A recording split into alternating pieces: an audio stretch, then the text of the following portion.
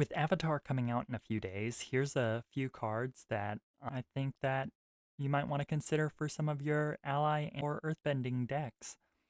First up is Sylvan Advocate, who is a elf druid ally for 2 mana and is a 2/3 vigilance. And if you control 6 or more lands, Sylvan Advocate and land creatures you control get +2/+2.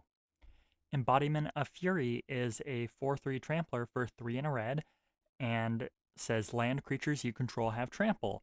And landfall, whenever a land enters, you can have a land become a 3/3 elemental with haste. That is still a land. And yes, this does stack with earthbending. Embodiment of Insight is pretty much the same thing as Embodiment of Fury, but it costs one more, it's green, and instead of trample, it's vigilance. Planar Outburst, for 3 and 2 white, you can destroy all non-land creatures. And you can awaken 4 for 5 and triple white, which, if you pay the awaken cost, you also get a land with that many counters on it as a creature. So in this case, it would be a 4/4. Sticking with the animating lands theme, I have Vastwood Animist. For 2 and a green, you get a 1/1 elf shaman ally that has tap. Target land you control becomes an XX elemental creature until end of turn, where X is the number of allies you control. This synergizes with both the ally and the earthbending themes of the set. Akum Battlesinger, for 1 and a red, is a 1/1 haste that whenever it or another ally ETBs, you may have allied creatures you control get +1/+0.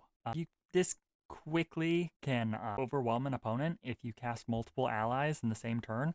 Halimar Excavator, for 1 and a blue, you get a human wizard ally, 1/3, and whenever it or another ally enters, target player mills X, where X is the number of allies you control.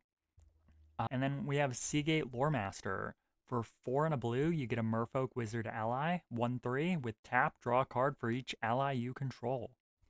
And Tajuro Warcaller, for 3 and 2 green, you get a 2/1 Elf Warrior ally with whenever this creature or another ally enters, creatures you control get +2/+2 until end of turn.